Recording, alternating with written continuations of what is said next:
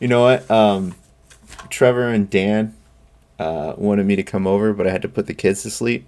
I was gonna go over there. I was gonna see if I could go over there for an hour and have a beer, and then just come back and do this. But they're grilling me because they're like, "Oh, you just wanted to talk to other guys. You're dead to us today." And I'm like, "Fellas, I literally had to cook and put the kids to sleep." That sounds like a woman. Jesus Christ. Yeah, so it's the Booze and BJJ podcast. We're upcoming on 1 year of doing these podcasts, so expect a special announcement for that. We have panel of 4 today, including our infamous friend Charles Edmonds himself, Wilson, and Nomin. I'll go first. Dudes, I got the 3 best and yet worst beatings of my life outside of Master Sugi today. At Chantilly's open mat, oh my god. Like I felt helpless. You know. We had some guests. We had a Masters World Champion, brown belt from Mongolia, this brown belt Korean gentleman from Dimitri Christos BJJ. I think his name was Yoon. I couldn't do anything to him. I think this dude Yoon submitted me 4 times. I got like 1 reversal on him. That was it. Like for 5 minutes, I was just like trying to defend. Every time I would move, he'd scoop up a limb. It was crazy. And then our friend B, Norman. I don't know if you remember B. You were there. The purple belt guy, right? The purple belt guy. Yeah. Mongolian guy, right? Yeah. Yeah. Hey, he was blue belt, I remember. Last time I saw him. Yeah, he's gotten way better since then. Man. Okay. Yeah. I mean, his beating wasn't as bad, but yeah. His half guard is crazy. Man. Crazy, yeah. Mm-hmm. Charles, go ahead. Tell us a little bit about yourself. By the way, I'm drinking ginger ale and rum. I have to say I needed it. Well, of course, like Thomas said, I'm the infamous Charles Edmonds. And it's been very interesting coming back to martial arts as a whole. Because I got smashed Friday. Who gets the during IP silver? Thomas's class. Because I haven't done like BJJ in like a year or so. Something like that. Probably longer than that, to be honest. But training for me has gone pretty well. When I got back from Korea, I was like kind of chubby. I kind of got my midsection down a little bit, because I know the Korean guy who probably rode with you, Tommy, tell you the food in Korea is amazing. I will say that. I miss it every day. I'm not gonna lie. Yeah. Wrong duty or are you serving? Are you serving country or the military? The army. Army. Oh, cool. Yeah, U.S. Army. Yep. So. Nice. But yeah, training is going well. So. Cool. Hope we have a good show. Yeah, and Thanks for serving. You're drinking water today? Yeah, just water. Yeah. Wilson, how's your week going? My week's actually gone fantastic. Preparing for next, as I told everybody, preparing next month for a fight. Just came off a tournament today, my first tournament, and I think I'm coming on my 6 months at starting at Chantilly MMA. Placed second today, and training is going well. It's going great, actually. Improving every day. Trying to get 1% better than I was before. Yeah, I mean, I'm still getting beat up here and there. I'm just trying to get better, really, to be honest. And all I'm drinking today is water as well. That's what I do. I'm fairly just need to get back on. You know what I mean, what else has happened? I sparred Frankie earlier in the week, and I was a war. But definitely is a lot.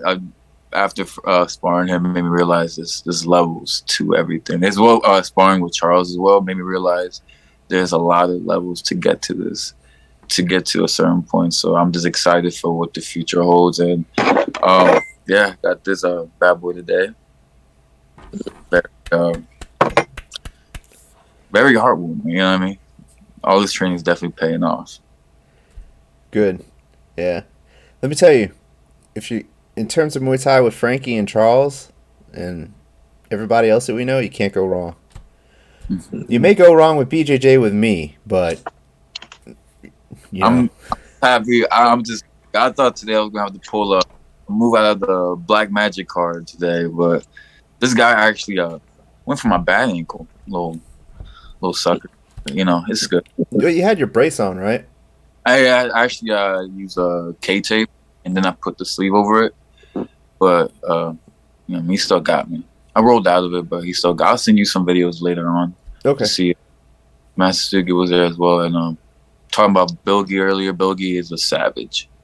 He is a savage. He was doing absolute matches, and I think his first match was a guy who was like 240, 250. But Bilgi walked in that match like the king. Like he didn't care. He fought a good battle. Yeah, we'll get to that in a second. Norman, how's your week going? My week's been good, and congrats, Wilson. I can tell. Smell is like really happy smell.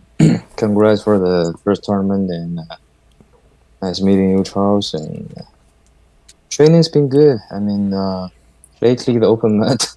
I think you agree, right? Thomas is like crazy. It's gone a little crazy past 2 weeks. And my training is good. I mean, I think I'm at the point of understanding things more completely, like more thoroughly. Mm-hmm. So I can understand what I recall sometimes. I was joining the podcast with Talk to Thomas, and I think I understand what you were saying before better than that at that point. Then we're just talking to you. So after like 3 months or 3 months, yeah. And I'm drinking a beer, playing safe. What is it? Can you see this? Corona Light. And Corona Light, yeah. Third one tonight. We do have a rule against light beers, but we'll give you a pass for now. Thank you. Okay. Mm-hmm. Okay. You know I'm MPA guy though. Yeah. All right. I got a little drink through too much this weekend though, so just trying to go light at this point. Yeah. Yeah, just tone it back. Don't go too crazy. Yeah. So Wilson, tell us about your matches.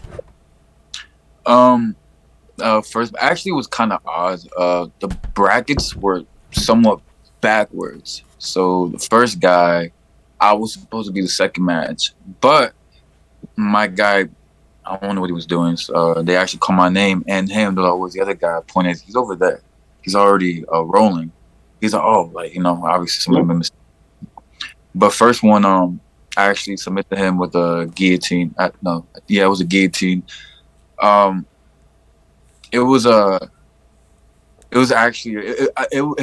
It felt like I was there, but I wasn't there. You know what I mean? It's like just everything completely like technique just took over, and everything took over, and it just felt like I was like a whole different person. It was fun. That's the one thing I loved about it. It was fun. It was like rolling with you guys back home. You know what I mean? It was definitely like that. The second guy, he was we gave him a nickname, Brick Shoulders. When I tell you this dude was swole, he was, and I had a small conversation with him. He's a junior in high school. He's 17 years old. Yeah, and he was a strong dude. And I had to mix it up with wrestling because I can tell he had a wrestling background. So I had to mix it up with wrestling a little bit, but I took the first shot, got him with the single leg, and he actually he got up from it, took my back, I rolled out of it, and he took my ankle and got me in an ankle lock. Was I upset? Nowhere near upset, because at the end of the day, I was fun. It was fun, and not gonna lie, I didn't expect to take a medal back home, but the fact that I did was like cherry on top. Yeah, it was very fun. And how many matches did you have? It was a 5-man bracket, double elimination. So I only did 2 matches because the other guys actually off Bucks got eliminated. Well, damn, that's pretty good if you got, being for your first time and you got a silver. Yeah, Yeah. definitely. Let me tell you about my first 2 competitions. Let me hear that. So actually, Charles was there. Charles, you go ahead and tell. Well, like I said, I think what was the first one? The first one that I think it was like you and it was like some grappling industries thing, I believe, in like Maryland.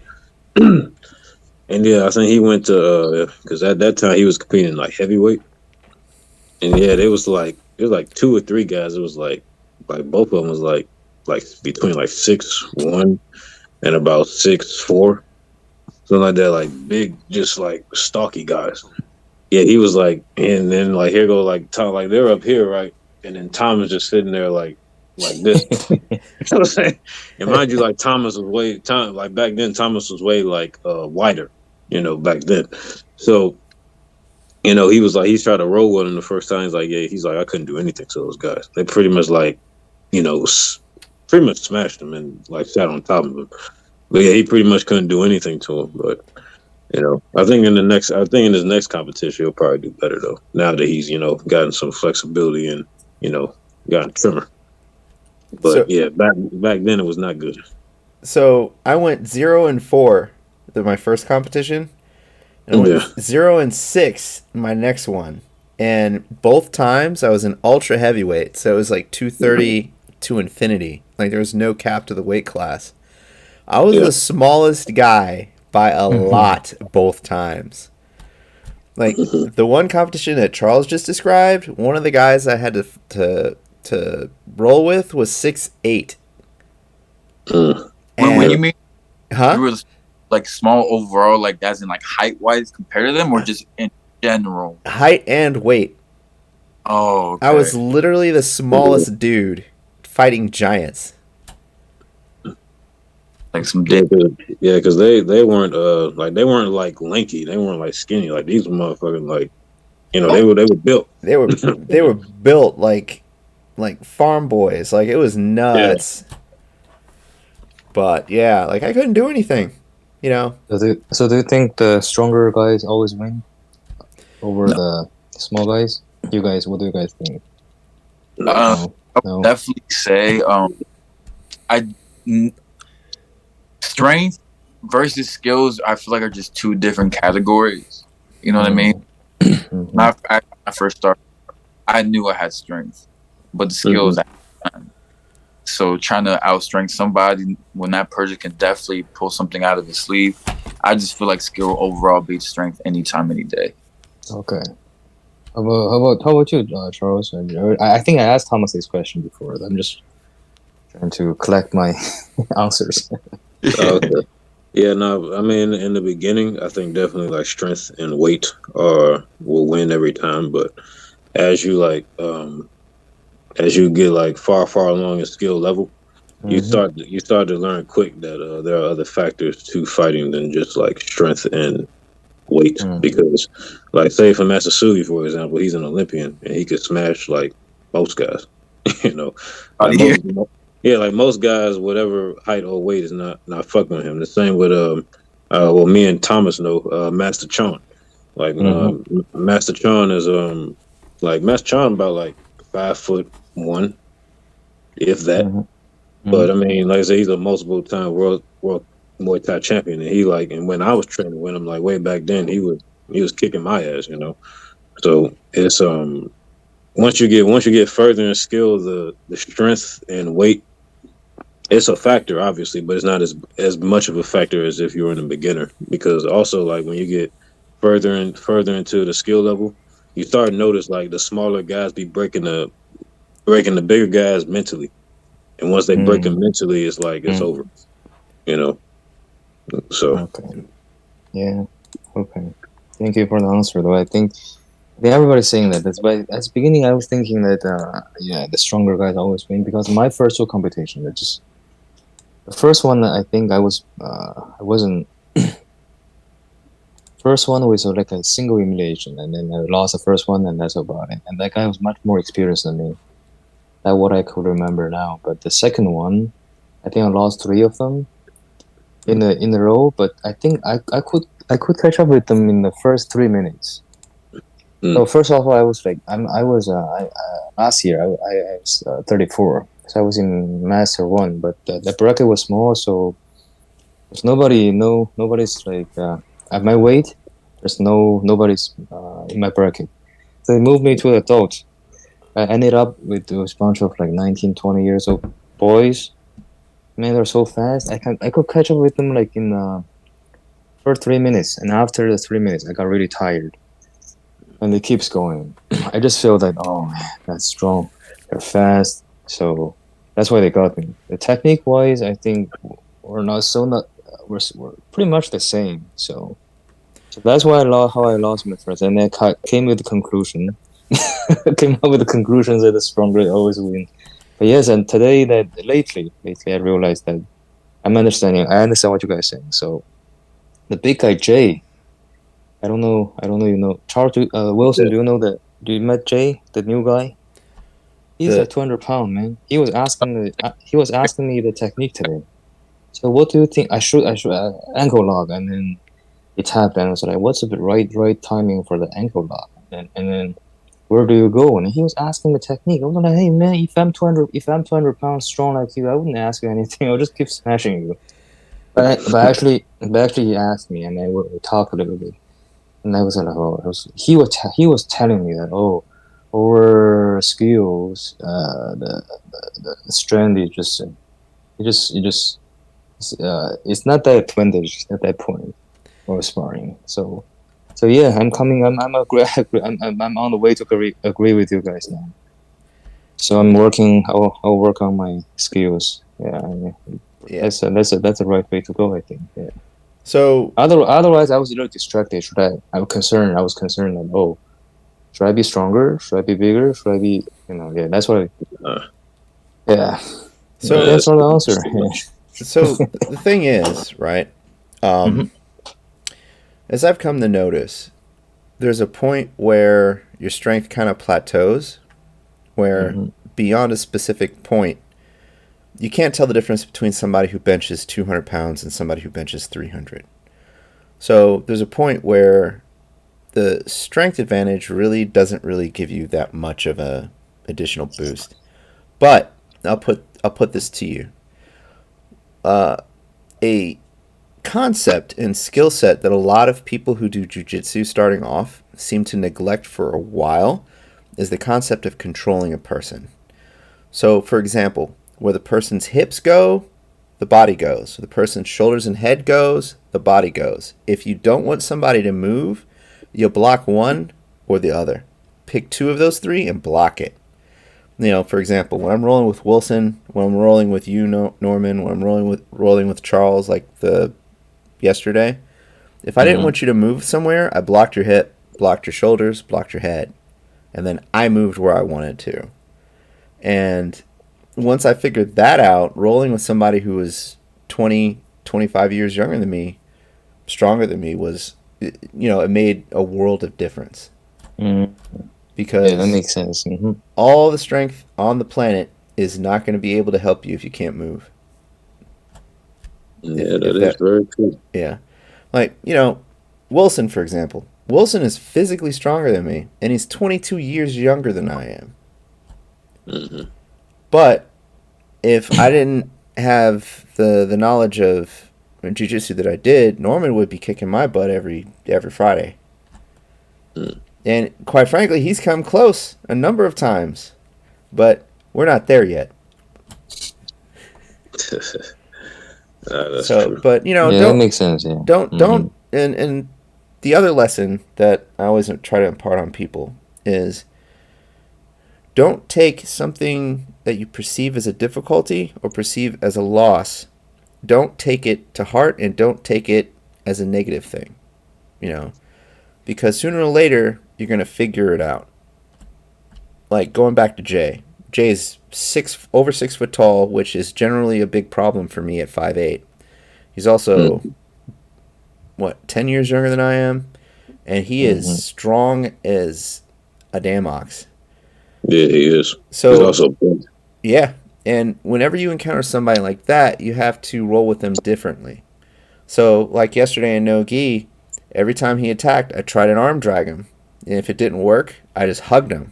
I stayed really close on him like a boa constrictor, and it was tiring him out, and And in a 5-minute round, that may not seem like much, but in a no time limit match, that strategy will actually wear him out far quicker than you would tire out. So, the perspective that we're getting while we're rolling is within the confines of a 5-minute time period. With that same person, think about like a 10-minute time frame. If I had this person for 10 minutes, is what I'm doing going to get him to the point where he can no longer effectively put up a resistance? Think about it that way.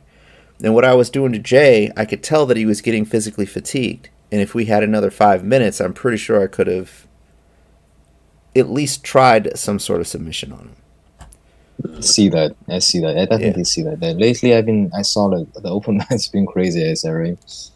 I saw these past 2 weeks. I saw all different guys. I rode with them, and I was like, wow, there's chance, quite much chance.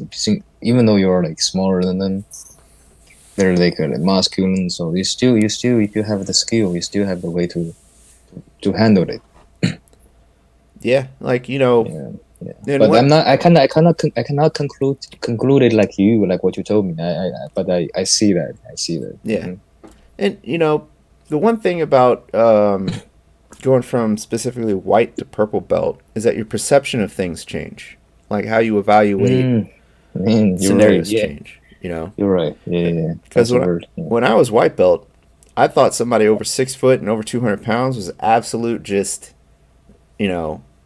loss. Like I was just prepared to take the L. But now, it's a lot easier. But I have like 6 years worth of knowledge now that I didn't have back when I was a white belt. It's like magic. It's like being a sorcerer, right? That's true. Yeah. I see what you're saying. When you're a level 1 sorcerer, you know what? 3 spells. When you're a level 20 sorcerer, you got the whole damn spell book. It's a D&D reference. I'm a dork. But anyways. Yeah, so when Nomin is talking about the open mats are getting crazy, the last 2 weeks, the open mat at Chantilly MMA has gotten crazy. We've had guests come by, and those guests were actually really skilled and just really tough when it came to rolling. So when you're at a gym, you get kind of used to rolling with the same people over and over again. So when you get introduced to a new set of people, like you get to see a different style and you get to experience a different person's I don't know what to call it. You get to experience a different person while you're sparring with them. And that's what he's talking about. Like we had last week, it was folks from I think Gracie. It was one of the Gracie schools in Ashburn. Yeah. They were actually pretty good. But the guys today, that was just like another level altogether. I've heard about because Frankie told me when I came back, like y'all been getting like a lot of high level wrestlers coming through there too. Yeah, like they're really good, man. They're so good. I can tell that they're one step close to black belt. That's how it felt. Yeah, it was solid. I was coming in.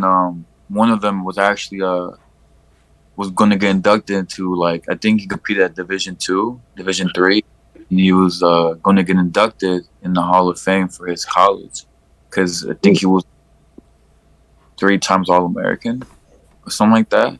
And the fact that he was, there, I was like, wow, like you can just tell like he's on a whole different level. And that's like, it's like a like wow, seeing these athletes come and go and to see how great they are is like actually like inspiring. The fact that there's like people up there here and there. You know what I mean?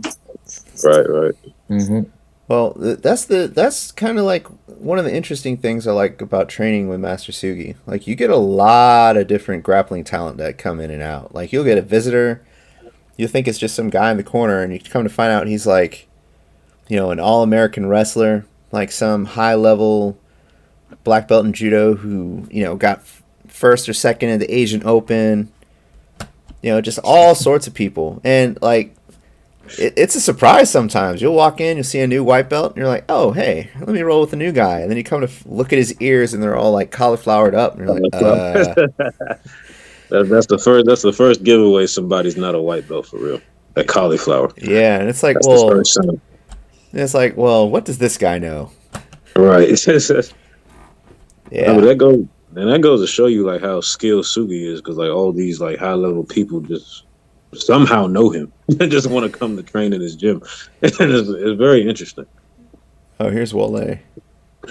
So, no, it's Wole. But yeah. Very crazy. Hey, Wole, have you met Wilson before?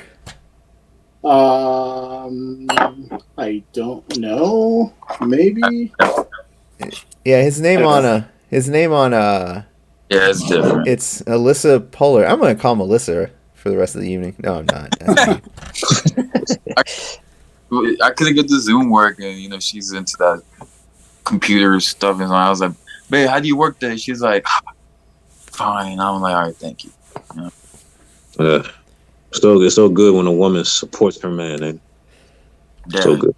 It's when they were in the match, she was like, "Well, choke him, do something." It was very funny.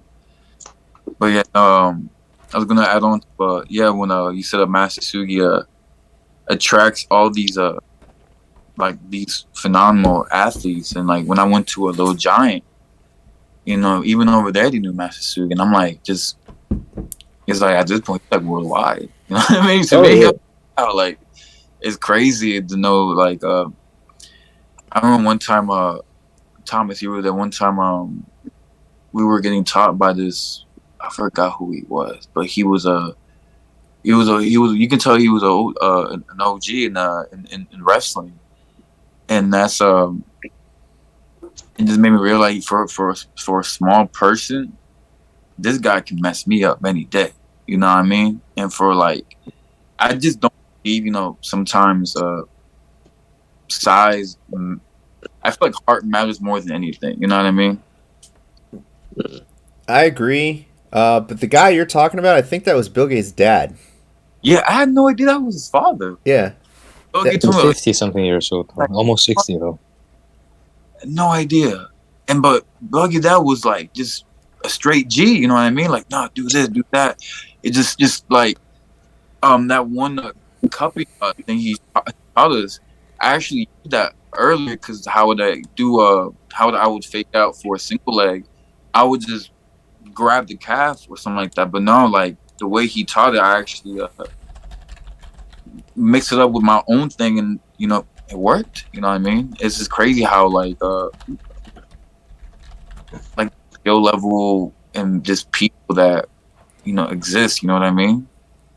Mm. Me, it's like he's Olympian as well, man. He's an old Olympian, yeah. Really? Yeah, he played the 6th place. He's very famous, man. He's played the 6th place in lightweight freestyle in 2004, I think. And in Asian freestyle wrestling. Yeah, you were pretty high, know. man. He's a champion, I think. He was a champion. Oh. He's very well recognized. So he went to the same Olympics as Master Sugi? I think so, yeah. No. He's earlier than him. I'm sorry. 1988, I think. Oh, 1978. 78. Much earlier. So he's a small guy, and he's a champion. He was a champion. He's been a man. That's yeah. He knows. He knows. Yeah. 62. So Here's a story. His So- highest rank is 6. 6, I believe. Yeah, 6 place. hey, you know what? Sixth place at the Olympics for a combat sport is who can touch him? You know. Just Yeah. getting to the Olympics by itself, you know, Yeah. Yeah. qualifying. Yeah, qualifying that. Yeah, it's hard though. Yeah. So on that note, there was a months ago this new blue belt showed up, guy in a gi. And I was like, oh, blue belt, all right. Let me go check him out. But then I remembered, hey, this could be anybody. So I observed him a little bit, and I was like, he seems like he's blue belt level. Get a little closer, and I see he's got like cauliflower ear. And I was like, this is a trap. I'm gonna wait and observe him while he's rolling, right?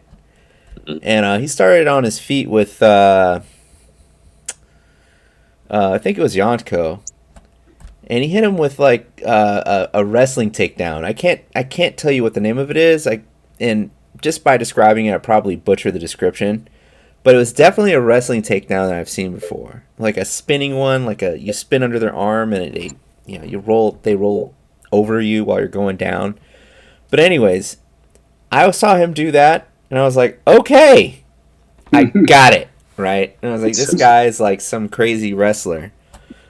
And then he came over and he was like, you know, shook my hand. I thought he wanted to roll, and we started going at it, and he just started like just laughing, having a good time. And when we were done, he started showing me that takedown that he did, and that's something that's like a cool peripheral reason why I like training where at Chantilly, because you could pick up skills just from like being cool with people, you know, like Mongolian wrestling. Davka has whooped my butt so many times in Mongolian wrestling on our feet that he started like showing me like some techniques there. But yeah, Wole, how's your week going? It's going okay. A little slow. Did some judo Thursday, so that was great. I got some pointers on a few things. Trying to get promoted to green belt hopefully sometime soon. So just working on all my throws and stuff. Okay. And yeah, and still doing like afternoon training at Beta. So yeah.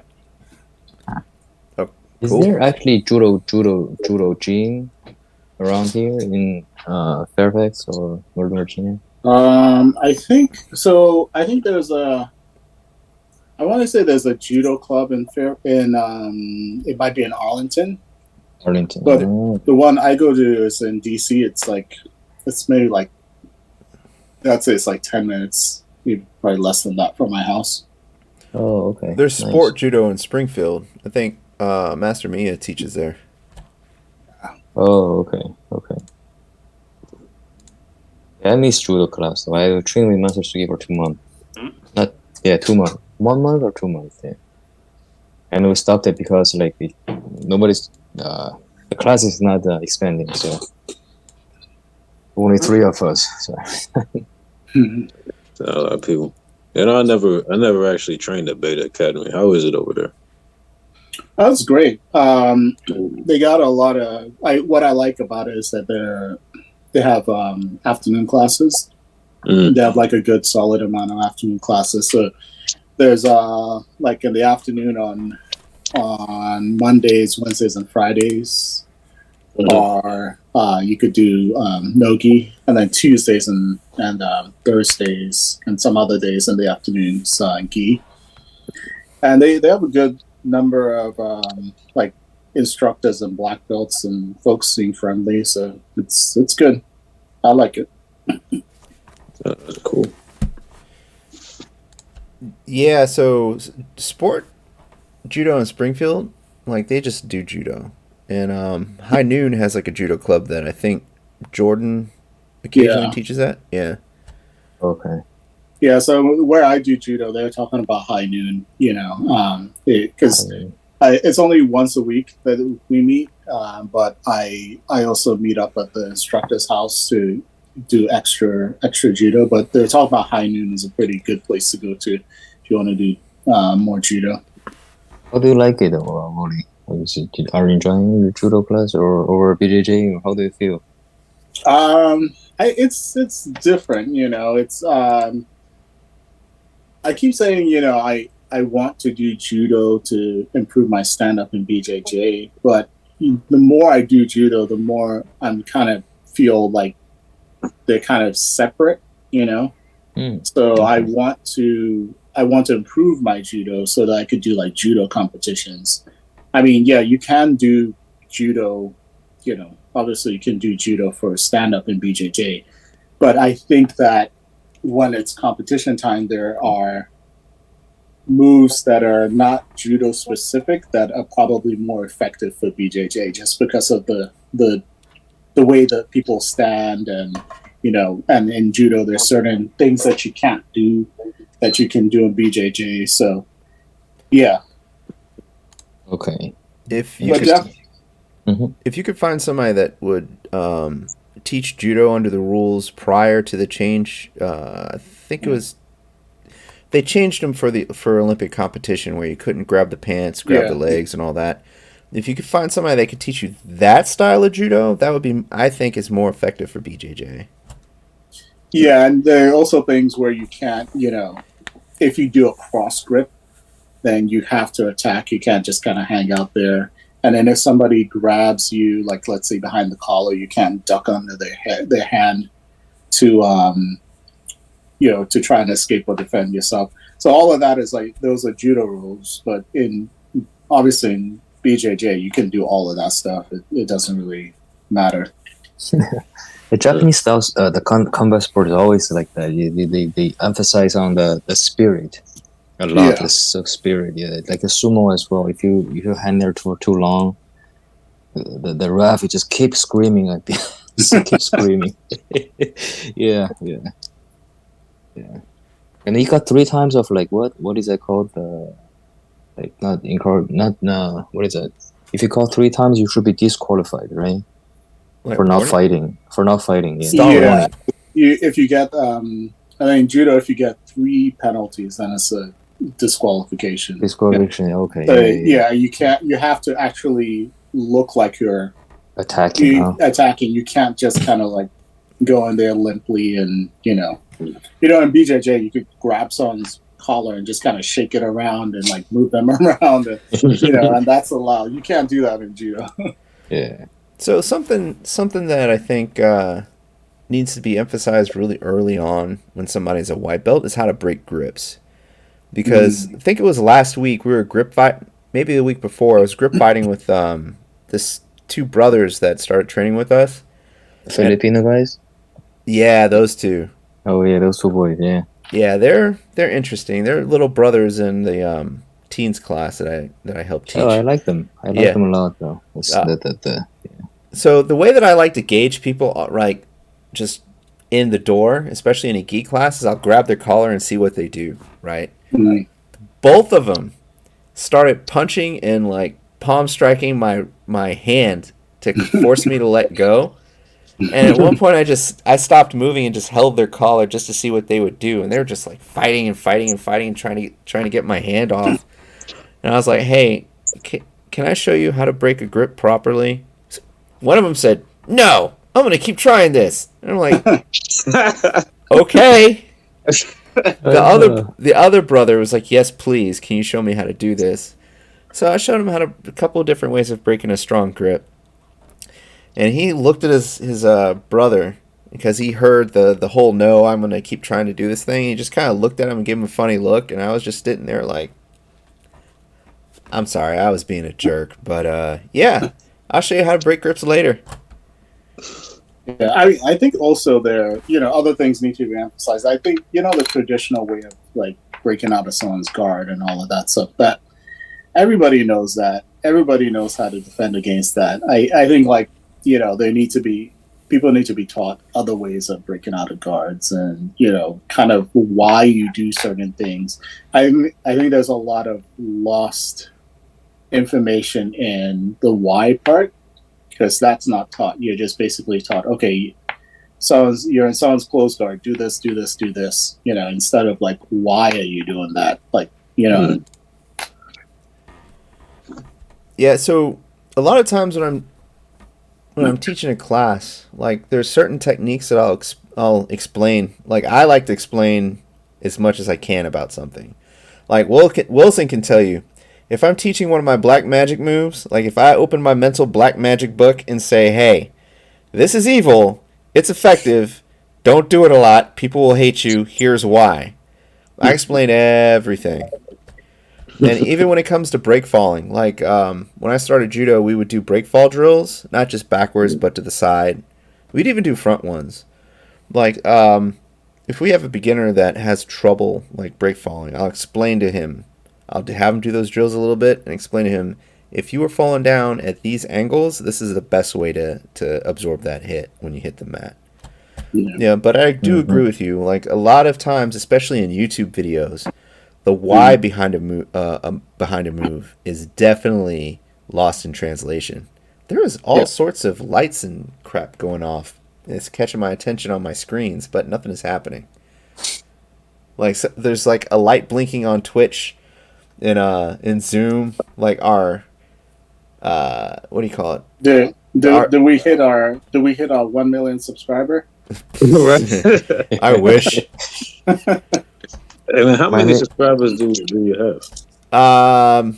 Between YouTube and Twitch, the official count is about close to 100. No, that's not bad. Wait, are those unique or are they a double? Like, so I think so. YouTube, if there's accounts that they know are doubles, they don't count those. They'll count them as one. I'm not sure about Twitch.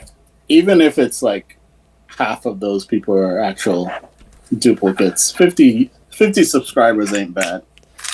Yeah, the problem is a lot of our Twitch viewers forget to follow. So, like, I'm looking at the users in chat list, and there's a number of people in there, but they don't follow. They don't follow. It's all right. Mash that follow button. Right, it's like watching like a YouTube video on a channel multiple times and not subscribing to it. You know. Yeah, I've done. I do right now. Yeah, I think we're all guilty of that, but now I don't do that anymore, though. Dude, I mean, the thing is, like, I think it's on YouTube because they keep feeding you all this content, especially shorts. They keep feeding you all these short videos for you to watch in such a short period of time. You're not gonna think about it after you watched it. You're not gonna subscribe to it. Yeah, plus like people nowadays got like short attention spans. Like, oh yeah, when the guys on Fresh and Fit, like they reach like 1 million subscribers on their channel. Be quiet, Thomas. But once they learn, okay, people are not gonna sit through like a 2-hour, 3-hour stream every damn day. So it's like, okay, we're gonna make a separate channel for the clips and put the clips on a separate channel, like the clip channel.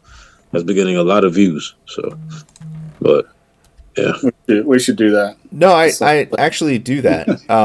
I'll take 2 clips out of an episode and post them. Yeah, so like we've had episodes where if you look at the metrics on it, like at most people will watch 80 to 90% on the high end of our episodes. Not bad. On the low end, people will watch like 10 to 15%. And I think what they're doing is they're kind of like just skimming through it, get to the point, just, to check it out. Well, most of the time we don't have a point, so. Yeah. What are we talking about today? We're talking trash about Wilson. What do you want to do? No, you was I remember like the last time you told me like today we're going to talk about something. It had to do with like juicing or some shit. Yes. Oh yeah, that's true. But yeah, I remember that. All right. Actually, what I wanted to do was go over the fights from ADCC, but I wanted to wait for Yana to come on, but she's been sick, so I keep putting it off. But I want to ask one question: did you guys see how Gordon Ryan and Andre Galvoa looked at their match? Actually, knows You guys know who I'm talking about, though, right? Yeah, Yeah, I know who you're talking about. I don't. I'm just now getting into the sport, so it's like very like trying to keep up with everything. Yeah, I mean, I know Gordon Ryan. I don't know. Yeah. But were they looking like super jacked? Because I know Gordon Ryan. Ryan's pretty like just slim for most of the part, and pretty. He's not like super big. You talking about the hair? The what? The guy with the bleached hair? It's kind of like white now. You like bleached it white? Yeah. My feed many times. Like I'm guessing he's really good. He's like I think he's like top of the food chain now. Like he breezed through ADCC like it was nothing. Some ankle, not ankle lock, ankle hook, like it was nothing. Heel hook, yeah, that. I saw like a clip of him just pulling it off like it was nothing. I'm like, yeah, what? So here's a question: do you guys think that he's all au natural? Oh no! I mean, I think that. Hold on. Let Wole go first. Oh, sorry. Yeah, I was saying, I think athletes, once they get to a certain level, there's pressure to like, take performance enhancing stuff and all of that. So, I mean, I wouldn't be surprised if it was. It's really hard to maintain that high level of that high level of anything if you're not taking some sort of thing. Not to say I condone it, but I won't be surprised. I get Wilson go next. I'll go last. Okay. Well, I would definitely say when it comes to sports, anything boxing, like WWE or polo, it's just like it's a certain point where your body can't maintain itself like it would if you were 16 years old. You know what I mean? Mm-hmm. Obviously, body deteriorates. And what I would say, if he's natty or not, definitely not natty in the meantime. You know what I mean? Because you want to get to a certain point, you got to be realistic with yourself. I'm 22 and I'm already having like ankle problems. You know what I mean? It's like, I know I have to deal with it in the long run. Do I want to get to a better, a higher level? Like, what I have to do to get there? You know what I mean? It's just realistic things and realistic questions you would literally ask yourself. A great example, like, Brock Lesnar, he's been jacked his whole life. You know what I mean? Through college, through everything. It's definitely not that. You know what I mean? And, it's proven. It's proven, yeah. Like, Nate Diaz said, like, oh, everybody's on steroids. I believe it. You got to be on something to be able to be on that top of the food chain. You have to be on something. You know what I mean? Yeah. I mean, like, even like, Brock Lesnar got popped before. I think it was the last UFC bout against like Mark Hunt. I think they popped him for steroids after that one. Even John Jones. Yeah, even John Jones. Well, he was on coke, so that's another thing. That seems like it's not performance enhancing. Shit, that's a pain. It seems like the opposite. Yeah, coked out. No, being coked up, man. Look, that's the damn. What is it? What does that do? It's a hallucinogen. That's what it is, and it makes you like less intolerable to pain. So that probably could be an enhancement. I don't know, but back to the Gordon Ryan situation. I didn't see the matches, but I saw pictures like on my Facebook feed from both him and the other guy, and I was like, yeah, there's no way. He has to be taking something. It may not be like super steroids, but it must be like some type of like supplement or something. Because even like when Thomas, well, even like Wole Thomas, and like even Michael, like when we was talking about him way back when I was at Pentagon, like he wasn't looking like that. Yeah, you know what I'm I mean, like, if you see the before picture and the after picture, it's like, he had, he was lean and all of that stuff, but the after, it's just like he's impossibly defined. I don't understand how somebody looks like that. It's just like before he had some definition, but now it's just like it's like all these deep cuts and impossibly defined. Something's going on, Right.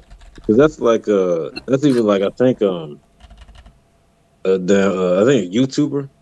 He was like on the short where I guess this like celebrity trainer was like explaining like how these actors get into shape for like these Marvel movies and all that. Yeah. And he was like you look at there, Chris Hemsworth. Mhm. Ain't no way. No, Ain't dog. no way. Thor? This man got 0% body fat with an 8-pack going down his shit with goddamn traps like this. But you know what? Look at the legs. That dude has skinny legs, so it may be true. Okay. Well, he made skip leg day for it. You know what I'm True. saying? Well, all the time. So real quick, I'm getting tired of waiting. So do you guys want to watch Andre Galvoa versus Gordon Ryan super fight from ADCC and critique it a little bit? Yeah, sure. Okay. Tell Jan to get on the stream. She needs to stop stalling. She's probably asleep by now. Yeah, I know she got a kid and everything, so I understand. Yeah. Also, the interesting thing is, like, when our folks from Chantilly go to a competition, like, most of us have dad bods, or we're, like, kind of, like, lanky, or like Nomin, who's got a mix of both. Yeah. But, like, we're not, like, super jacked guys, right? And then we look around and we see dudes who are just, like just look like they lift weights for breakfast, right? And it's like, okay, but right, we do pretty well against them. It's like the dad bod machine, I guess you could say. Dad bod is like +5, +10 strength. Dude, everybody knows for every kid that you get, it's +2 strength. You get that modifier. Also, you get +5 for every divorce, but that's a that's kind of a quiet thing. But okay, now I was about to say a joke, but I'm not even gonna say it on stream. No. Yes. No. Oh, now you want to say on stream, but yeah. See, I call myself that time, Thomas. You saw. See, I can watch myself. You know. All right. I won't get you banned. I'm gonna share my screen. Your mic is muted. If you would say so. Oh, I'm gonna share my screen and we'll get to watching this video. I was about to say who's the female, but that was yeah, your face completely changed. I was just like, I'll be back. Oh, that is crazy. But that's high level jiu-jitsu. It's slow and grinding. Yeah. With a few slaps to the face. So what do y'all think? I think it was interesting. It's obviously you want to see something like more exciting, like, some wild move or something like that. But like we were saying, once you're this high level, that's not going to happen. You just grind it out because you both, that only happens if you're not matched up very well, Mm-hmm. That's why we'll go watch soccer sometimes, right? What you think, Wilson? I think I could take him on. Hey, you know what? We'll set that up. Yeah. I think I'm better than you. I could definitely take you on. So slide into his DM and be like, I think I'm better than you, bro. I think they got time. Yeah, I think they got time. But hey, coach, fly out to Virginia and get beat up. Sugi, can you please help me? Tell you what, Wilson, I will be in your corner and I will be cheering you on, and I'll be like, "Hey, no, don't do that. You done effed up a long time ago." Just claim that your name is Master Sugi, and then when he comes in to the gym, just direct him to Master Sugi. Look, I'm ready for this. Hey, Master Sugi, can you? But that's like really this crazy. One mistake can literally change the whole game. You know what I mean? Yeah. That's that crazy part about combat sport in general. One little slip up, you're done. So. Yeah, apparently chat is quiet because I asked what they thought about the super fight and nobody answered. Yeah. Oh, they were quiet? Yeah. Oh man, they must have got bored. Yeah, Halfway Probably. fight. I mean, quite frankly, except for the beginning when they were bouncing around like slapping each other and trying to pass guard, Mm-hmm. like the rest of the fight was kind of uneventful until the choke Yeah. happened. I mean, that's just the way it goes. Like when you're both highly technical, it's gonna be boring. But if someone's sloppy, then yeah, you could pull out some fancy moves. Right. Yeah. You could be cute a bit. You think Gordon should just like let that go and moved on from something else, or he should just stay there? I mean, I feel like if it doesn't work, just move on to something. But Well, I mean, long, at the end there, once he got that body lock and Galvoa's arm was trapped, if you've got 10 minutes on the board, I probably would have continued trying to get the choke. Yeah. Mhm. Yeah, I think it's a factor of time. You know, like our matches are typically 5 minutes, so it's like you need to score points, and so if something's not working, move on to something else so that you could at least score points. You know, but a match like this where it's 20 minutes, you have all the time in the world. All right. Yeah, Norman, what did you think? I mean, I agree. It's just both of them are so like top notch. So I remember I watched DC Open and Master Sugi is fighting all the black belts. I got a similar feeling though. Yeah, when you're that level, I think. Yeah.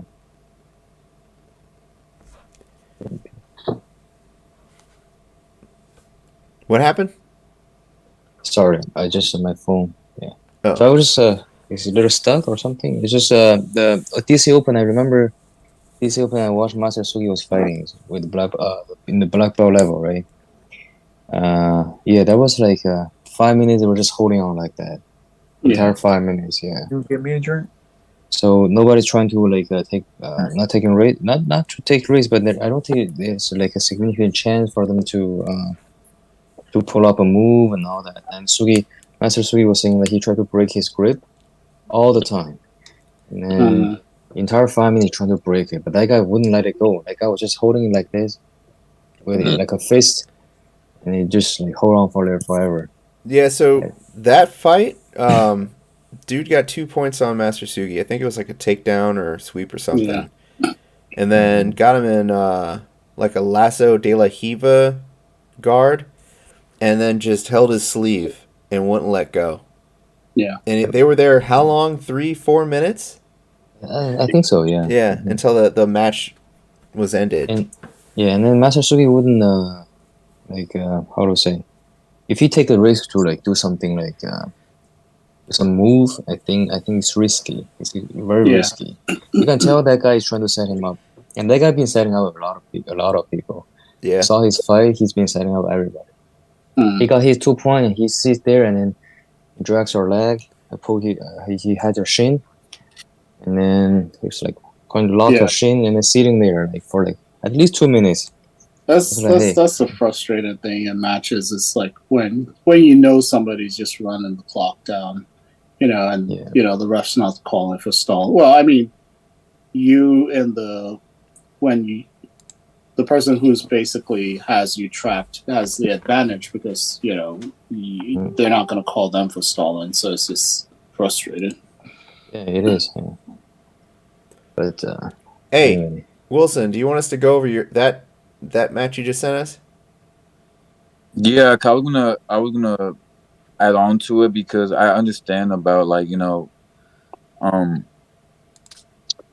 like that whole match when you meet somebody as good of a like same level as you, like the guy earlier, he was a wrestler. I knew he was a wrestler just by how he withstands, and like the match was like it.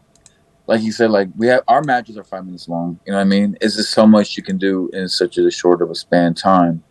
And so that whole time, I just remember me and him just on our feet the whole time, and like I overheard like that I think I overheard Sugi was like, take a shot, and like I was like, if he tell me to take a shot, might as well just take it. You know what I mean? And it's just crazy how like earlier I said like one little slip up can actually cause you something. But the fact that meeting somebody at the same skill level as you is frustrating. You know what I mean? Yeah.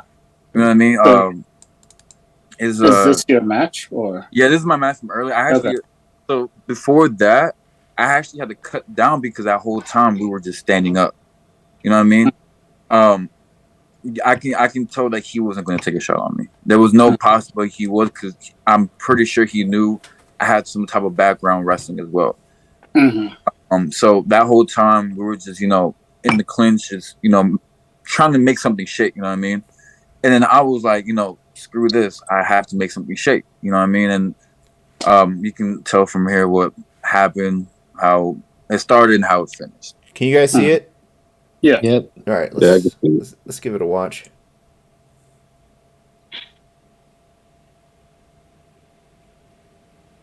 Yeah, no copyright, right? Was this a personal video?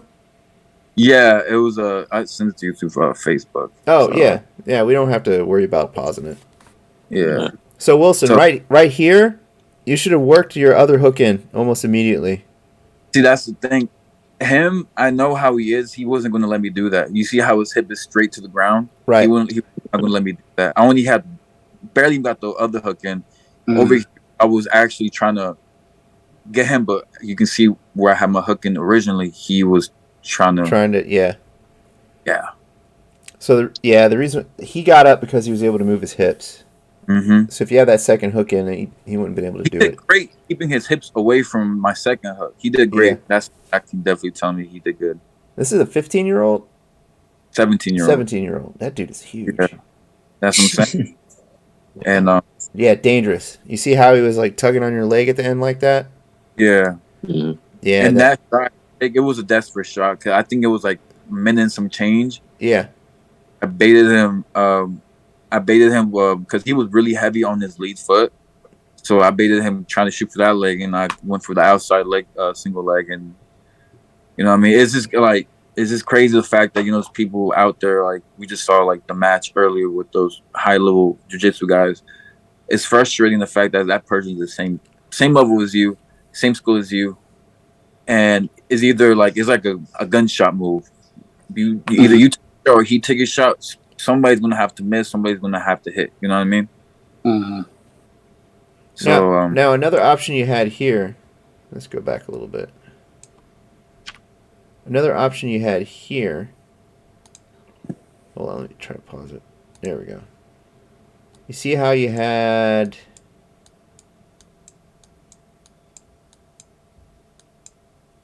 I don't know where to go. No, that's too far. But you had your leg over his shoulder at one point. Yeah. Like right there.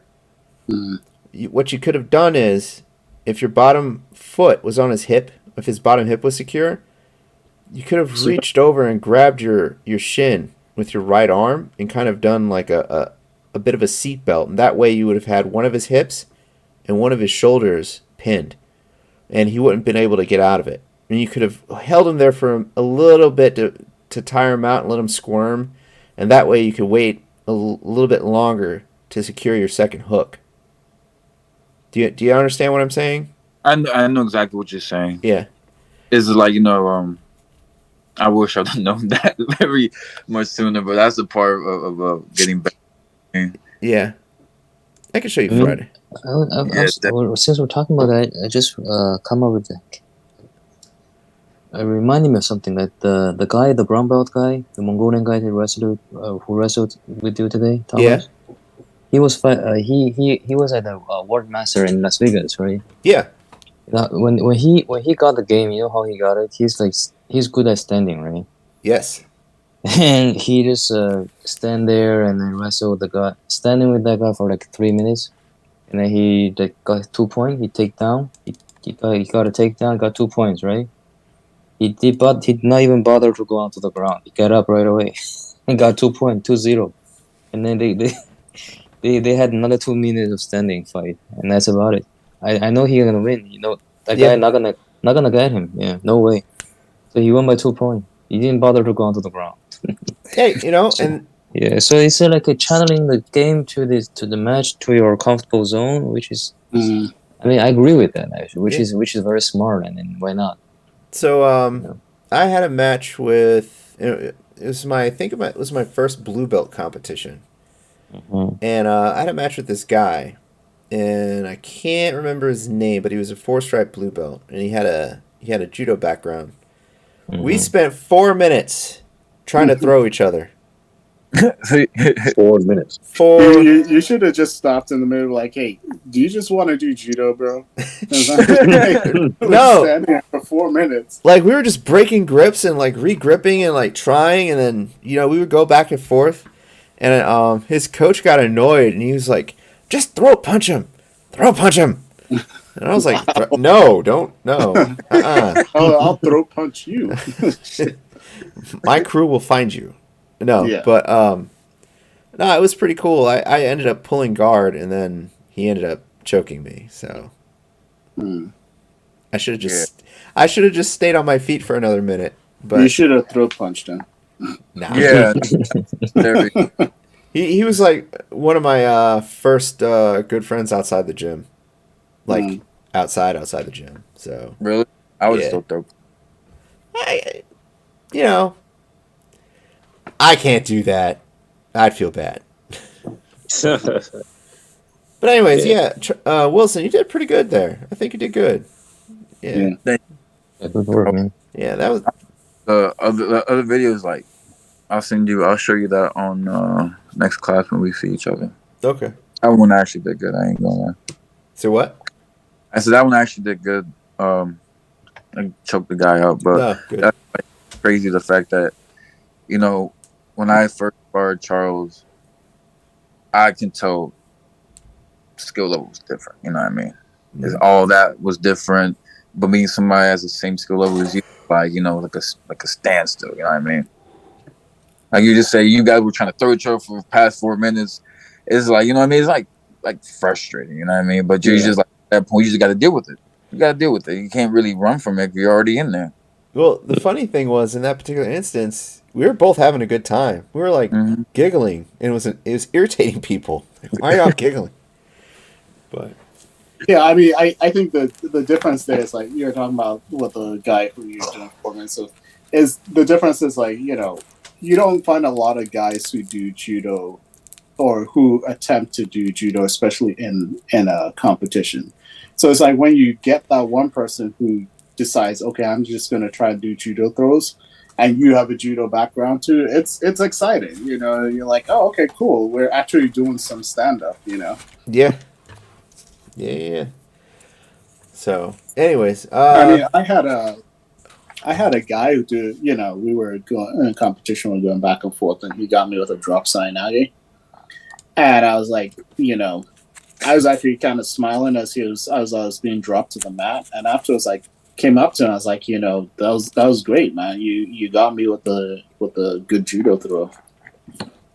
Yeah, that's something when they get you. It's like funny. It's like when they get you something good. It's funny. Like, oh yeah, no, you have to admit it. That shame. You know what I mean? So the funny thing is, Norman, you know the brown belt, the Korean guy in the blue gi that was at Open Med earlier? When he was whooping my ass, I started giggling, right? And I think it unnerved him because he kept like looking down at me like, "Why are you giggling?" And but no, I was just observing this guy work because it was.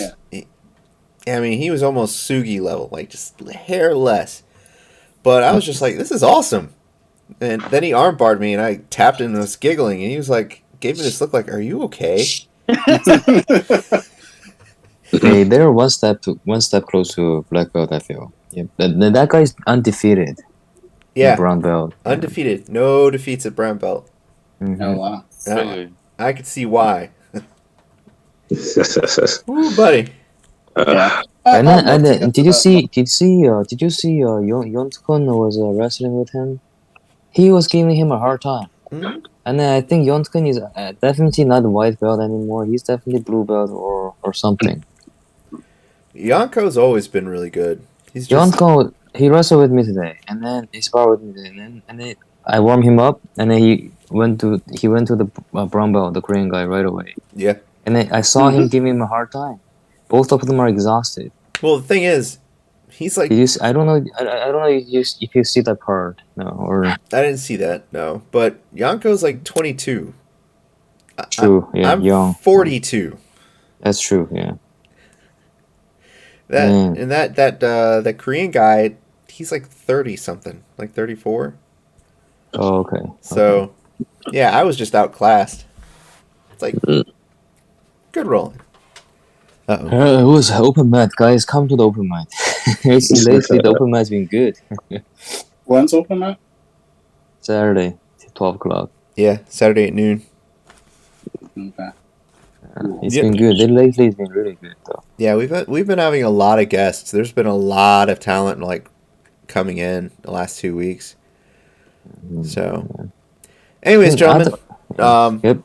it is 11 o'clock, and I have video games to play. So, time for final thoughts. We'll start with Nomin. What was that? I'm sorry, it's 11 already. Yeah. Yeah, final thoughts. Final thought. Okay. I like Gay better over ADCC. Okay. All right. That works. Charles? Pretty good show. I enjoyed watching the fight. Well, the grappling match. And yeah, even though we did make fun of the competitors, we are not professionals. They will kick our ass. But we have to have fun here, man. Come on, you know.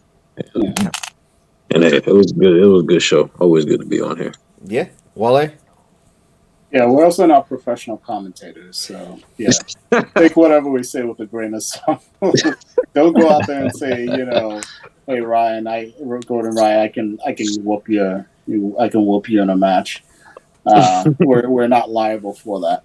Yes. Good show. Yeah, I think we should do more of these, and especially what do you call it?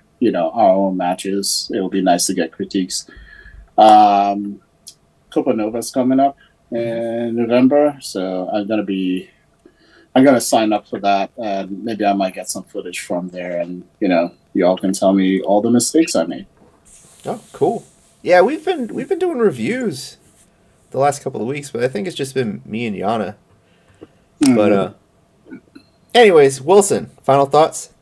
Gordon Ryan, I am just joking. I don't want. Oh yeah, he was no. I'm fine. I'm completely good. But definitely I had fun. First time on the show, and I'm honestly, boys' night out. You know what I mean? I have fun. Definitely gotta come back on here with you guys again. Yeah. Yeah. So go ahead. Check to make sure Gordon Ryan's not subscribed to a channel. But it's just, oh my God, Gordon Ryan. Oh yeah. Bye. So, disclaimer. On our Instagram page, I follow Gordon Loves Jiu-Jitsu, but he doesn't follow us back, luckily. So, never mind, I think we're okay. Take everything I just said back. He thinks he's better than us. Really? I mean, I wouldn't notice, Wale. I really wouldn't notice. Shit. I don't know if it's the PEDs or the skills. I don't know. But I have a level 60 monk in World of Warcraft. I think I can take him. Bro, I didn't know you play WoW, World of Warcraft. That's what you're gonna do? No, I'm gonna play Alien Fireteam Elite. Okay. Just because, and I need to go get a sandwich.